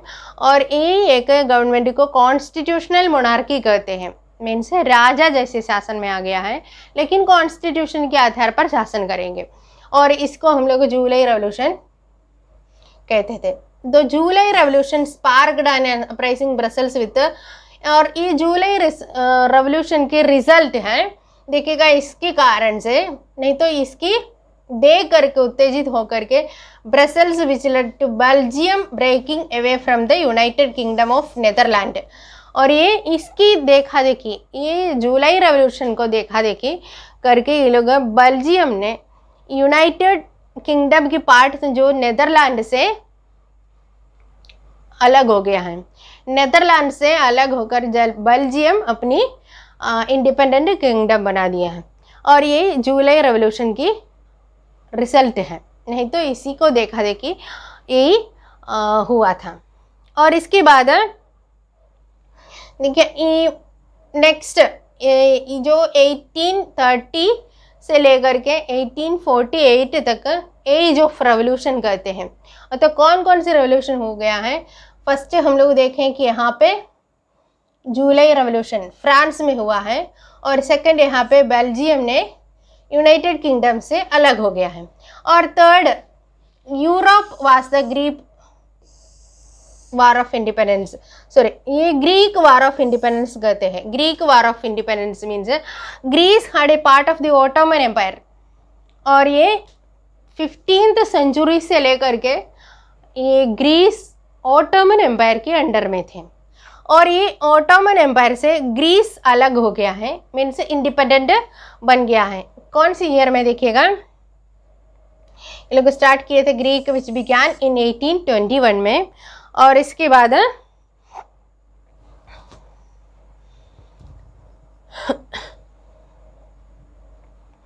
ग्रीस की रेवोल्यूशन के बारे में बोले तो यही है. ग्रीक का कल्चर बहुत पुराना कल्चर होता था. ये ग्रीक कल्चर पूरे यूरोप को फैसिनेट करते थे, क्योंकि इन लोगों का पोएट हमें मालूम है, जो पुराना कुछ इतिहास, ग्रीक लोगों का इतिहास सब पूरी वर्ल्ड फेमस है. इलियड है, ओडिसी है, ऐसे मीन्स इन लोगों का जो कल्चर ग्रीक का हमें मालूम है. सबसे पहले जो फेमस फिलोसफर्स सोक्रेटिस है, प्लेटो है, अरिस्टोटल है, ये सब इन लोगों के कारण से ग्रीस एक बाकी यूरोपियन कंट्री के बीच में एक इम्पोर्टेंट पोजीशन था. मीन्स एक स्पेशल जगह था इन लोगों का. लेकिन इन लोगों ने जो ओटोमन एम्पायर के अंडर में थे और उसमें से फ्री होने के लिए ग्रीक के लोगों के अलावा मीन्स यूरोप के अलग अलग यूरोपियन लोग जो कंट्री के लोग भी इन लोगों को मदद किया है. जैसे उसके एक एग्जाम्पल है, means poet and artist Greek. और इसके बाद इसमें एक एग्जाम्पल है, the English poet Lord Byron organised fund and later went to fight in the war. ये एक इंग्लिश पोएट है. इन्होंने क्या किया है कि जो ग्रीक की इंडिपेंडेंस के लिए हेल्प करने के लिए इन्होंने फंड राइज कर दिया है.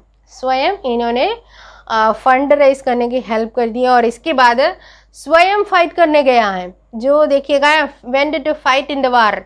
और ये वार मीन्स ग्रीक लोगों के लिए लड़ने के लिए भी ये गए हैं.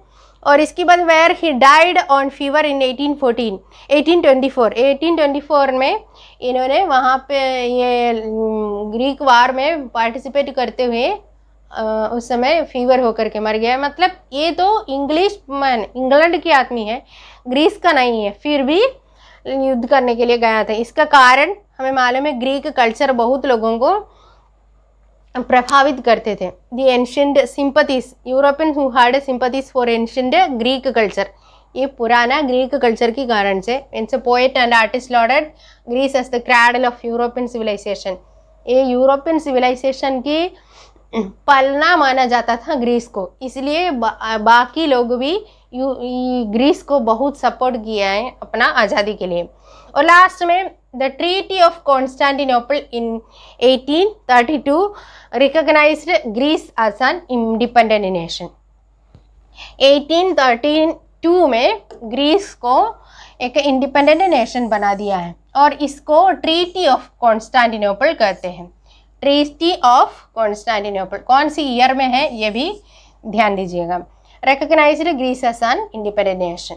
तो देखिएगा कौन कौन सी कंट्री जो एज ऑफ रेवोल्यूशन किस लिए कहता है, 1830 से लेकर के 48 तक कौन कौन सी वार मीन्स कंट्री अपना आज़ाद प्राप्त किया है, नहीं तो कौन कौन से, फ्रांस है और इसके बाद हम लोग देखें बेल्जियम और इसके बाद ग्रीस है, ये सब अपनी आज़ादी को प्राप्त किए थे इसी पीरियड के अंदर।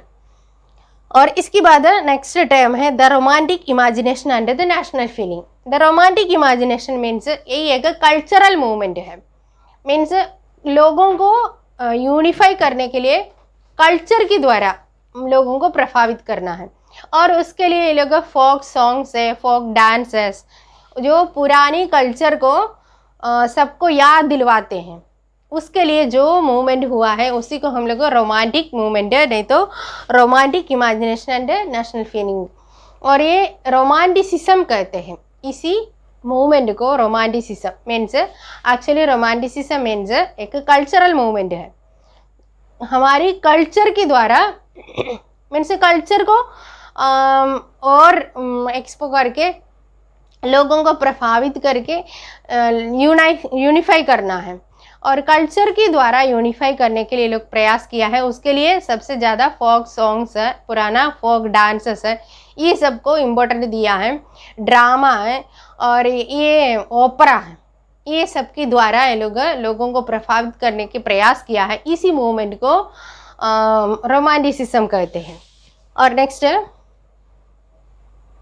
Header claimed German culture was to be discovered among the common people, das Volk, and it was the folk songs, folk poetry and folk dances, ये सब इसके द्वारा लोगों को इंस्पायर करने के प्रयास किया है। और उसी में के एक इम्पोर्टेंट व्यक्ति है, पर्सन है, जो जर्मन फिलोसोफर जोहान गॉटफ्राइड, इन्होंने बोला था कि ये जो ट्रू कल्चर कहाँ है, ऐसे कॉमन पीपल के बीच में है, उसको दो दास वो कहते हैं।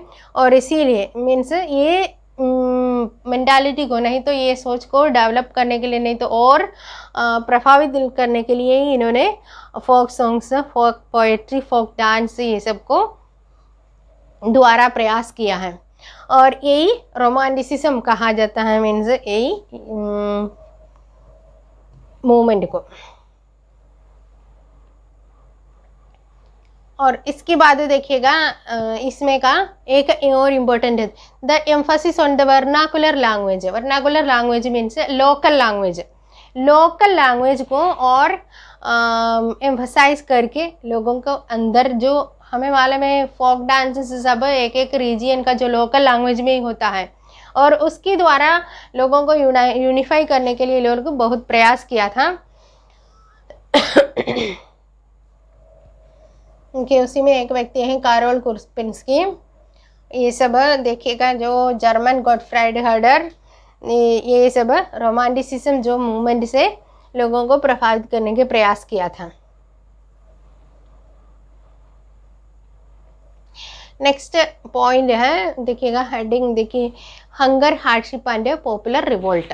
Hunger hardship and popular revolt means जो 1830 का जो पीरियड समय तक यूरोपियन कंट्रीज़ की पॉपुलेशन बहुत स्पीड में बढ़ा हुआ है, मीन्स इंक्रीज हुआ है।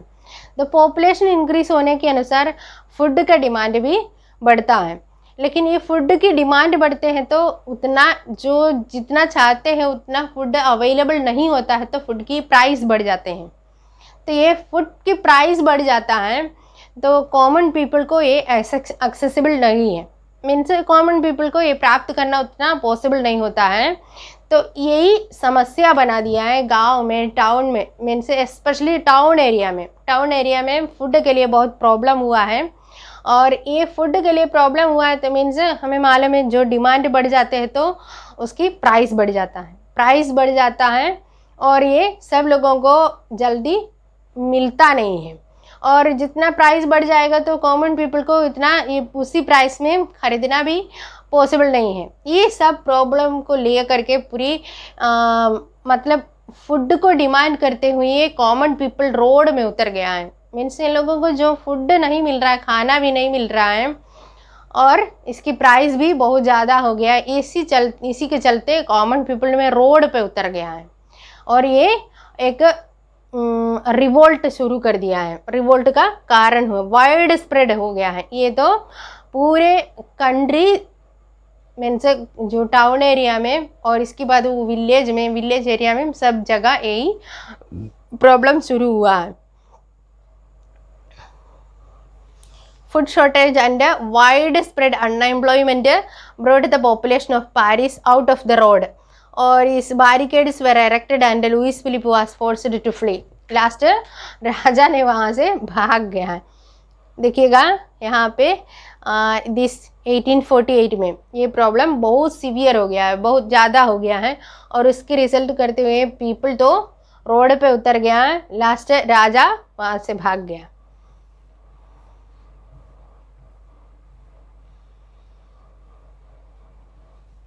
और national assembly proclaimed a republic, granted suffrage to adult males above 21 and guaranteed the right to work. National workers shop provide employment were set up. और राजा वहाँ से भाग गया है। लास्ट एक रिपब्लिकन गवर्नमेंट फॉर्म किया गया। सबको वोट देने का अधिकार दिया है, सारे मेल्स को, फीमेल्स को नहीं। 21 ईयर्स के ऊपर की सारे मेल्स लोगों को वोट देने के अधिकार मिल गया।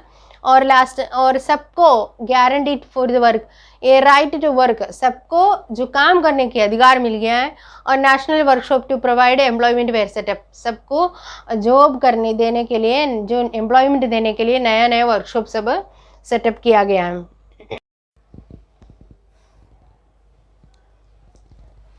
नेक्स्ट टॉपिक है the making of Germany and Italy. Germany और इटली का यूनिफिकेशन कैसे हुआ है इसके बारे में है। हमें ऑलरेडी बोला है कि 1848 तक, मीन्स 1830 से लेकर के 1848 तक द एज ऑफ रेवोल्यूशन कहते हैं। इसके बारे में हम लोग ऑलरेडी देखे हैं। और ये एज ऑफ रेवोल्यूशन के समय में बेल्जियम फ्री हो गया है और ग्रीस अपना आज़ादी प्राप्त किया है। ये सब देख करके बाकी कंट्री भी, मीन्स यूरोप की बाकी जो किंगडम का, मीन्स जैसे जर्मनी के लोग हैं, इटली के लोग, ये लोग भी अपना नेशन स्टेट बनाने के लिए चाहते थे। और ये फर्स्ट देखते हैं जर्मनी का नेशन स्टेट कैसे बनाया है। और हमें मालूम है, इसके पहले ही हम लोग बोले कि जर्मनी आज के जैसे एक नेशन नहीं था, ये एक ग्रुप ऑफ कॉन्फेडरेशन, 39 कॉन्फेडरेशन का एक ग्रुप था। और इसमें अलग अलग लोग इसी पे शासन करते थे। और उसमें एक है प्रशिया। देखिएगा वो ये जो रेवोल्यूशन की समय मीन्स थिंकिंग, मीन्स लिबरलिज्म नहीं तो ये रेवोल्यूशनरीज का जो ये सोच पूरे यूरोप में वाइड स्प्रेड हो गया, मतलब पूरे यूरोप के लोगों को प्रभावित किया है।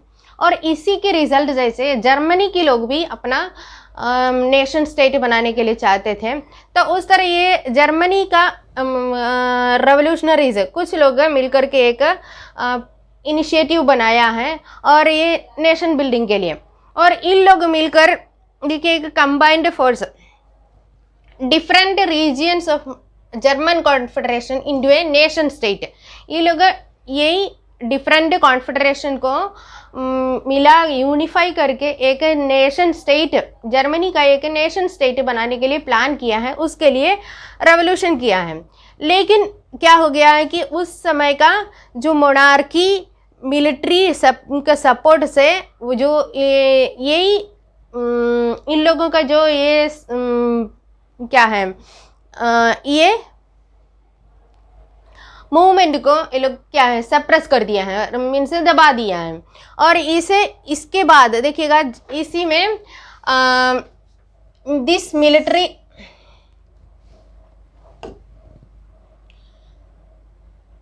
This liberal initiative of nation building was however repressed by the combined forces of monarchy and the military supported by the large landowners called Jungers of Prussia। ये लोग मिल करके ये मूवमेंट को दबा दिए हैं, मतलब रिप्रेस कर दिया है, स्तंभित कर दिया है। और इसके बाद Prussia took the leadership of the movement for national unification. ये नेशनल यूनिफिकेशन की लीडरशिप प्रशिया ने इसी लीडरशिप ले लिया है। और ये प्रशिया का चीफ मिनिस्टर था auto von Bismarck. Auto von Bismarck ने इसके लिए ज़्यादा इम्पोर्टेंस, मतलब ज़्यादा इसके लिए काम किया है, इसलिए इनको the architect of unification of Germany कहते हैं। और ये ओटो वन बिस्मार्क को, देखिए इसकी chief minister Otto von Bismarck, इनको its chief minister Otto von Bismarck was the architect of the process carried with the help of Prussian army and the bureaucracy. तो ये इनको भी याद रखिएगा, ये ओटो वन बिस्मार्क, ये ओटो वन बिस्मार्क को जर्मनी की यूनिफिकेशन के लिए जो इसी प्रोसेस की आर्किटेक्ट कहा जाता है। और ये प्रशिया और ये लोग मिल करके क्या है, there was a Wars over 7 years। ये 7 years के अंदर 3 बार लड़ाई हुआ with Austria, Denmark and France. ये ऑस्ट्रिया, डेनमार्क और फ्रांस के बीच में 7 साल के अंदर लोग 7 बार वार हुआ है। लास्ट प्रशिया जीत गए हैं, ended in the Prussian victory and completed the process of unification. ये लास्ट प्रशिया जीत गए और ये प्रोसेस कंप्लीट हो गया यूनिफिकेशन की प्रोसेस। और विलियम फर्स्ट मीन्स प्रशियन, ये जो हुआ है जनवरी 1871 में। और इनको वर्साइल्स की जो एक सेरेमनी रख करके ये विलियम फर्स्ट, कैसर विलियम फर्स्ट को ये यूनिफाइड जर्मनी की राजा घोषित किया है। और ये मीन्स डेट भी याद रखिएगा, जनवरी 1871 मीन्स 18 जनवरी 1871 को, 18 जनवरी 1871 को कैसर विलियम फर्स्ट को ये यूनिफाइड जर्मनी के राजा घोषित करके ये लोग जर्मनी यूनिफाई हो गया है, मीन्स एक नेशन स्टेट बन गया है। और ये नेशन स्टेट बनने के बाद new state placed a strong modernising the currency, banking, legal and judicial system in Germany. और ये जर्मनी की यूनिफिकेशन के बाद ये सब currency, unified currency, banking, legal, judicial, ये सिस्टम सब यूनिफाइड हो गया है। और नेक्स्ट इटली यूनिफाइड। इटली की यूनिफिकेशन कैसे हुआ है, और इस इटली की यूनिफिकेशन के बारे में पढ़ेगा तो हम लोग सबसे याद रखने का एक इम्पोर्टेंट व्यक्ति है गिसेपे मसिनी। गिसेपे मसिनी के बारे में ऑलरेडी हम लोग इसके पहले देखे हैं। जो गिसेपे मसिनी ने सीक्रेट सोसाइटी बना करके उसी के द्वारा ये इटालियन मीन्स यंग इटली नाम का एक सीक्रेट सोसाइटी बनाए थे। और ये सीक्रेट सोसाइटी के द्वारा इटली की यूनिफिकेशन हुआ है। और हमें भी मालूम है इटली से 19th सेंचुरी तक, इवन 90 मीन्स 1850 तक, ये middle of the 19th century Italy was divided into 7 state. Italy 7 state जैसे डिवाइड किए थे। और इसमें का केवल एक स्टेट का मीन्स सार्डिनिया पीडामेंट्स, और ये इसको छोड़ करके यही Sardinia pyramid was ruled by an Italian princely house. केवल इसमें का एक ही स्टेट को एक इटालियन प्रिंसेस के द्वारा शासन चलता था, बाकी सब रीजियन अलग अलग लोगों के हाथ में थे। जैसे देखिएगा ये कुछ पार्ट ऑस्ट्रियन हाब्सबर्ग के हाथ में थे, सेंटर रीजियन पोप के हाथ में थे, और जो southern region bourbon Kings of Spain के हाथ में थे। और इसलिए यहाँ पे अलग अलग भाषा चलता था और अलग अलग कल्चरल ये सब डाइवर्सिटीज था, क्योंकि even Italian language hard not acquired the common means Italian language एक कॉमन लैंग्वेज मीन्स कम्युनिकेशन के लिए एक कॉमन लैंग्वेज तक नहीं थे। और ऐसे लोग बहुत ज़्यादा रीजनल और लोकल वेरिएशन था। लेकिन ये गिसेप्पे मसनी का जो सीक्रेट सोसाइटी ये इटालियन यूनिफिकेशन के लिए बहुत काम किया है। यंग इटली ये और से formed a secret society called young Italy. इसके बाद देखिएगा ये 1848 दैट ये सार्डिनिया को मेन सेंटर बनाते हुए ये लोग विक्टर इमानुएल सेकंड सार्डिनिया का जो विक्टर इमानुएल सेकंड का अंडर में ये यूनिफाई इटालियन स्टेट की यूनिफिकेशन कंप्लीट कर दिया है। और ये देखिएगा unified the state through the war, एक युद्ध की मीन्स इन लोगों का स्पेन का ये सब के बीच में एक युद्ध के द्वारा ये सब इटालियन स्टेट की यूनिफिकेशन कंप्लीट हो गया है। और ये यूनिफिकेशन प्रोसेस में एक काम किया है, इटली की यूनिफिकेशन के लिए मेहनत किया हुआ एक व्यक्ति है।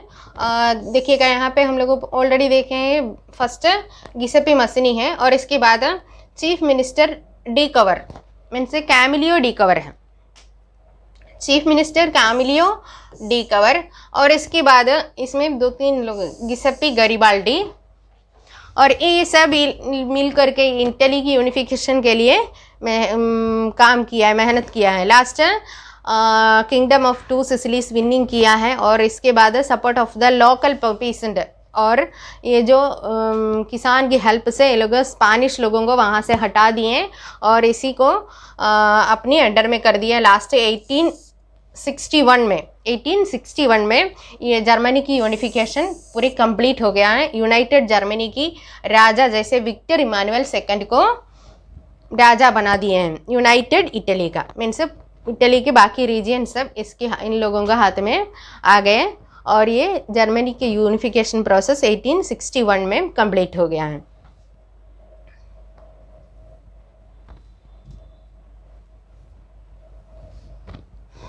देखिएगा ये इसकी माप भी है जर्मनी इटली का स्टेट का। और इसके बाद the strange case of Britain, ये ब्रिटेन की यूनिफिकेशन कैसे हुआ है। हम लोग कहते हैं कि ब्रिटेन तो बहुत पहले से सब लोग जानते हैं, ब्रिटिश लोग पूरे दुनिया में सारे कॉन्टिनेंट में जा कर के सबको बहुत ज़्यादा कंट्रीज़ को अपना गुलाम बना दिए थे, मीन्स कॉलोनाइजेशन किए थे। लेकिन ये 18वीं सेंचुरी तक ब्रिटेन एक नेशन स्टेट नहीं था, ब्रिटेन भी एक नेशन स्टेट नहीं थे। ये ब्रिटेन में 4 ग्रुप ऑफ एथनिक पीपल रहते थे, मीन्स ब्रिटेन कहते हैं तो जो इसमें 4 ग्रुप ऑफ पीपल्स मीन्स इसमें कुछ जो इसकी दो आइलैंड है ये सब मिल करके आज की ब्रिटेन कहते थे। तब इसमें जो 4 group of ethnic peoples means English, Welsh, Scot and Irish लोग, 4 ग्रुप ऑफ एथनिक पीपल रहते हैं, such as English, Welsh, Scot, Irish and means English लोग हैं। और वेल्स के लोगों को वेल्श कहते हैं, स्कॉटलैंड के लोगों को स्कॉट कहते थे और आयरलैंड के लोगों को आयरिश कहते थे। तो ये 4 एथनिक ग्रुप एक साथ रहते थे उस समय। इसमें इंग्लिश लोग थोड़ा सा मजबूत हो करके ये लोग मीन्स इनको ज़्यादा इन्फ्लुएंस हो गया है इसी रीजन का ऊपर। और इसके बाद seized the power from the monarchy of 1688 at the end of the conflict. और ये लोग ज़्यादा प्रभाव मीन्स इसमें ज़्यादा मजबूत हो गए थे, और यही इंग्लिश लोग। और इसके बाद 1707 में द इंग्लैंड एंड स्कॉटलैंड के बीच में एक ट्रीटी फॉर्म किया है, और ये ट्रीटी को एक्ट ऑफ यूनियन कहते हैं। यही ट्रीटी को एक्ट ऑफ यूनियन 1707 में हुआ था, किसके बीच में? इंग्लैंड एंड स्कॉटलैंड के बीच में। और इसके बाद ये ब्रिटिश, आज के हम लोग ब्रिटेन कहते हैं उसी को the United Kingdom of great Britain कहे हैं। The United Kingdom of great Britain means act of union के द्वारा इंग्लैंड और स्कॉटलैंड के बीच में ये ट्रीटी हुआ है, और उसी के बाद उसी कारण से जो ये ग्रेट ब्रिटेन यूनाइटेड किंगडम, आज हम लोग कहते हैं यूके कहते हैं, जो United Kingdom of great Britain का फॉर्मेशन हुआ है। और इसके बाद ये the British parliament was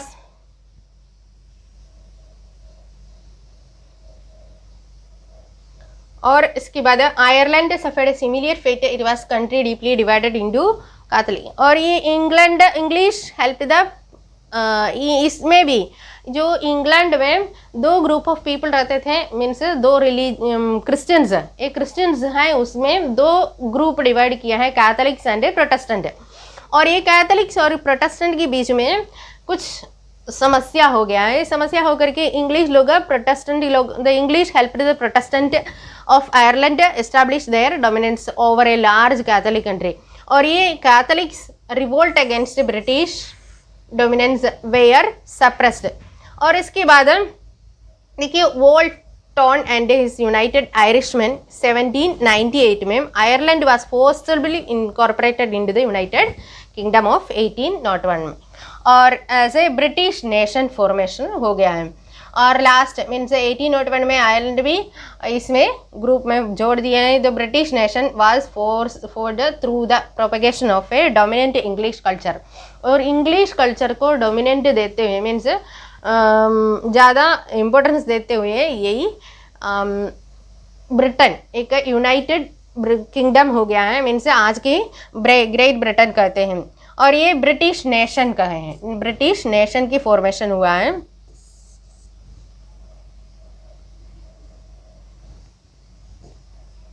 British nation, और ये ब्रिटिश नेशन के फॉर्मेशन होते हुए इंग्लिश कल्चर को ज़्यादा इम्पोर्टेंस मिला है। और इस कारण से the symbol of the new Britain British flag को ही ये ब्रिटेन का नेशनल फ्लैग बना दिए हैं। और ये ब्रिटिश फ्लैग को यूनियन जैक कहते हैं। और इन लोगों का the national anthem God save our noble king, यही जो नेशनल एंथम को ही ब्रिटेन का पूरा नेशनल एंथम बना दिया है। और उसके साथ साथ में English language were actively promoted, and English language ज़्यादा प्रमोटेड हुआ है। तो यही इन लोगों नेशन स्टेट बनाने के बाद मतलब इंग्लिश कल्चर को ज़्यादा इम्पोर्टेंस मिला है, इसलिए इंग्लिश लोगों का जो नेशनल फ्लैग था यूनियन जैक, उसी को नेशनल फ्लैग बना दिया है। और उसी तरह उन लोगों को जो नेशनल एंथम था the God save our noble king, इसी को ही देश की नेशनल एंथम बना दिया है। और इंग्लिश लैंग्वेज को ज़्यादा प्रमोशन मिल गया है। और next visualising the nation. Visualising the nation means ये नेशन स्टेट बनाने के लिए कुछ फिगर वगैरह हम लोग को कहें कि नेशनल फ्लैग है, कुछ नेशनल सिंबल्स, ये सब लोगों को यूनिफाई करने में बहुत हेल्प किया है। और उस तरह हेल्प किया हुआ एक फिगर है, ये फिगर को हम लोग एलिगोरी कहते हैं। और हमें मालूम है फ्रेंच रेवोल्यूशन के समय में एक फिगर ऐसे जो फिगर बनाया गया था, एक लड़की मीन्स एक स्त्री, एक लेडी का पिक्चर को, और ये मीन्स लोगों को यूनिफाई करने में बहुत हेल्प किए थे। कुछ सिंबल्स भी था, रेड कैप और ब्रोकन चेन, ये सब जो कुछ सिंबल लिबर्टी का सिंबल जैसे माना जाता था। और ये सिंबल लोगों को बहुत ज़्यादा प्रभावित किए थे। और उस तरह ये यूनिफिकेशन के लिए एक फिगर बनाया गया है। जो फ्रांस की यूनिफिकेशन के समय में हमें मालूम है मारियन का पिक्चर, मारियन मीन्स एक लेडी है और हाथ में ओलिव का लीव्स हाथ में लेते हुए जो पिक्चर है, और उसी तरह जो कुछ फिगर्स बहुत हेल्प किया है, और उस तरह जो फिगर बनाया गया उसी को this is the female figure became an allegory of the nation. उस तरह जो कल्चर का और नहीं तो जो female figure nation portray were then portrayed as female figures, ये female figures called became an allegory of the nation की एलिगोरी बन गया है। और उसमें फ्रेंच रेवोल्यूशन की हमें मालूम है, फ्रेंच रेवोल्यूशन के समय में उनका कुछ सिंबल्स बहुत इंपॉर्टेंट हुआ था। देखिएगा ब्रोकन चेन, रेड कैप, और while justice is generally a blind fold woman carrying a pair of weighing glasses, weighing scales, एक आंख बंद किए हुए लेडीज तराजू लेके हाथ में तराजू लिए थे। उसी तरह पिक्चर्स सब ब्रोकन चेन का मतलब, ब्रोकन चेन मीन्स जो गुलामी था वो टूट गया है, गुलामी इससे आज़ाद हो गया है, मुक्त हो गया है। और रेड कैप, ये सब कुछ इम्पोर्टेंट सिंबल्स जैसे जो काम किया था, और ये सिंबल्स सबको लेकर के जो फिगर बना दिया गया है उसी को हम लोग एलिगोरी कहते हैं। और उसी तरह सेम फिगर हुआ था जर्मनी को भी, German became the allegory of the German nation, और इसको हम लोग जर्मेनिया कहते हैं। देखिएगा यहाँ पे Germania wears a crown of oak leaves as the German oak stand for the heroism. ये जर्मनी में ओक जो ट्री है उसी की पत्ता को हीरोइज्म के लिए सिंबल जैसे माना जाता है, और इसलिए जर्मेनिया अपना मुकुट जैसे ओक लीव्स को मुकुट बना करके पहनते हुए ये जो फिगर बना दिया है, इसीलिए इसको इसी फिगर जर्मनी का एलिगोरी को जर्मेनिया कहते हैं। और देखिएगा यहाँ पे Germania became the allegory of the German nation.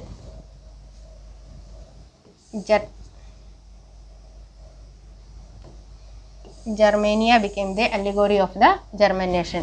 Visual representations, Germania wears a crown of oak leaves. The German oak stand for the heroism. और यही जर्मनी की एलिगोरी। हमें मालूम है हमारी भारत का भी जो एलिगोरी पिक्चर बनाए दिए थे हम लोग भारत माता कहते हैं। देखिए meaning of the symbols, broken chains being freed, और breastplate with eagle symbol of the German empire strength, और crown of the oak leaves heroism का, स्वॉर्ड रेडीनेस टू फाइट, और olive branch around the sword willingness to make peace, और black red and gold tricolour flag of the liberal nations in 1848 banned the dukes of the German states, और rise of the rising sun beginning of the new era. ये सब कुछ symbols हैं और उसी का meaning भी है। लास्ट देखिए यहाँ पे फिगर दिया है जर्मेनिया का पिक्चर, कि हाथ में सोड लेते हुए तलवार लेते हुए देखिएगा सिर पे जो ओक लीव्स का मुकुट पहने हैं, और यही जर्मेनिया है। और नेक्स्ट नेशनलिज्म एंड इम्पीरियलिज्म, और ये नेशनलिज्म मीन्स नेशन स्टेट बन गया है। एक एक नेशन स्टेट बनने के बाद मीन्स फ्रांस नेशन हो गया, ब्रिटेन नेशन हो गया है, जर्मनी हो गया, इटली हो गया, रशिया हो गया, ऐसे सब अलग अलग नेशन स्टेट बनने के बाद ये लोगों के बीच में एक कंपटीशन शुरू हुआ है, और ये लोग बाहर दूर दूर जा कर के दूसरी देशों को अपनी कॉलोनी बनाने के और उसी के द्वारा अपनी ट्रेड आगे बढ़ाने के लिए प्रयास किया है। और उस तरह जो दूसरी देश को कॉलोनाइजेशन करने में इन लोग आपस में एक कंपटीशन शुरू हुआ है।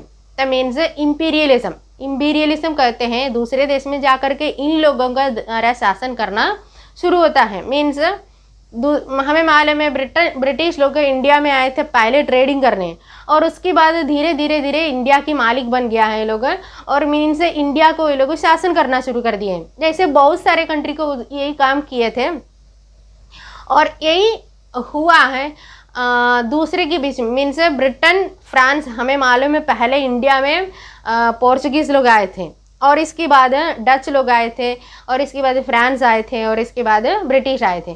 और ये 4 लोग आने के बाद चारों के बीच में क्या हो गया, कंपटीशन शुरू हो गया है। लास्ट ये ब्रिटेन मजबूत होकर के, ब्रिटिश लोग मजबूत होकर के धीरे धीरे एक एक लोगों को यहीं से हटा दिया है, यहाँ से अवॉइड कर दिए हैं, मीन्स भगा दिए हैं और लास्ट ब्रिटेन इंडिया की मालिक हो गया। और यही सब होता था आपस में का, ये इन लोगों का कंपटीशन। और इन लोगों के ये कंपटीशन में सबसे ज़्यादा टेंशन बना दिया है बाल्कन रीजियन को। बाल्कन रीजियन मीन्स आज की जो मिडिल ईस्ट में जो ग्रीस और उसकी आसपास की मीन्स कुछ रीजियन होता है, उसी में देखिएगा the most serious source of nationalist tension in Europe after 1871 was the area called the Balkans. It is important कि आप लोग इसको याद रखिएगा। The most serious tension in Balkan regions. ये Balkans was the region of geographical and ethnic variation आज की Romania, Bulgaria, Albania, Greece, Macedonia, Croatia, Bosnia, Herzegovina, Slovenia, Serbia and Montenegro, इतनी जो आज की कंट्री है इस रीजन को बाल्कन्स कहते थे। और इसके बीच में मीन्स यहाँ पे ट्रेडिंग करने के लिए ये लोग आपस में क्या किया है, कंपटीशन शुरू हो गया है। और ये एक बहुत बड़े मीन्स उसके साथ में whose inhabitants were broadly known as the Slavs, और इस रीजन को लोगों को स्लेव्स कहते थे। और a large part of the Balkan was under the control of the Ottoman empire. ये रीजन की लार्ज पार्ट ऑटोमन एम्पायर के हाथ में थे। और ये they spread the ideas of romantic nationalism in the Balkans together with the disintegration of the Ottoman Empire made this region very explosive. हमें मालूम है ये ग्रीस को 1848 के अंदर ग्रीस आज़ाद हो गए थे ये ऑटोमन एम्पायर से। और इसमें ग्रीस आज़ाद होने के लिए सबसे ज़्यादा एक पॉइंट था जो रोमांटिसिज्म मीन्स कल्चरल मूवमेंट के द्वारा ये लोग ज़्यादा इसी को प्रभावित किए थे ग्रीक लोगों को। और इस रीजन को ऑटोमन एम्पायर से सेपरेट होने के बाद यही एक ज़्यादा टेंशन बना दिया, मीन्स इस रीजन को बहुत एक्सप्लोसिव बना दिया है। और इसलिए बार बार वहाँ पे आपस में ये लोग जो अधिकार के लिए लड़ाई शुरू किया है, मीन्स यही रीजन बहुत ज़्यादा टेंशन वाले हो गए हैं, टेंशन के रीजन मीन्स ठीक है। देखिए as the different Slavic nations struggled for the define their identity and independence, the Balkan area became an area of intense conflict. ये as the different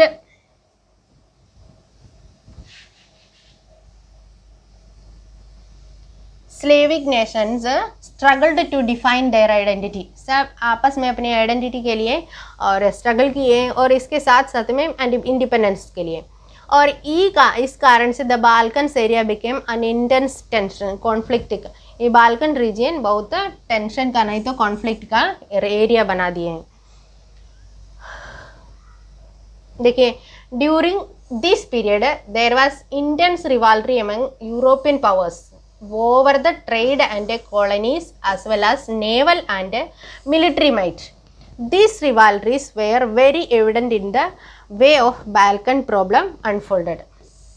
Or each power means Russia, Germany, England, Austria-Hungary was keen on continuing the hold of the other powers over the Balkans. ये लोग में आपस में ज़्यादा लड़ाई हुई कि कौन उसमें का लीडर बनेगा नहीं तो इसका मालिक बनेगा। यही Balkans extending its own control over the area. This led to a series of wars in the region and finally the First World War.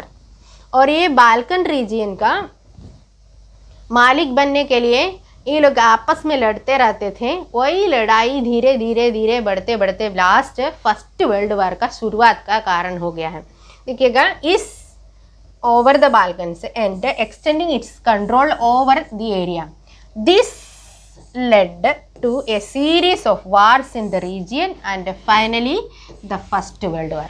यही रीजियन की टेंशन को लेके मीन्स इस रीजियन की स्वामी बनने के लिए, नहीं तो इन रीजियन को ज़्यादा अपना कंट्रोल में रखने के लिए ये लोग आपस में लड़ाई करते रहते थे और आपस में वार किए थे।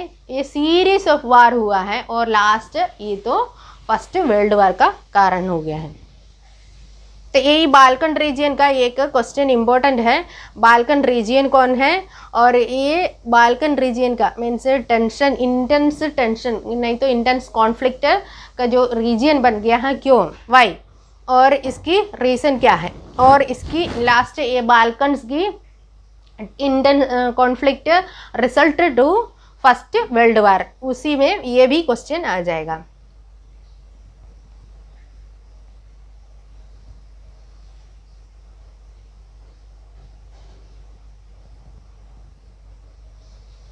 और इसके बाद ये शॉर्ट नोट है, मैंने इसी लेसन में कितने पॉइंट को नोट कर दिए हैं और अंडरलाइन करके बोले हैं, उसी का आप लोग नोट बना दीजिए। नोट बना करके और आपको कोई डाउट है और कोई एक्सप्लेन करना है तो आप लोग कमेंट करिएगा और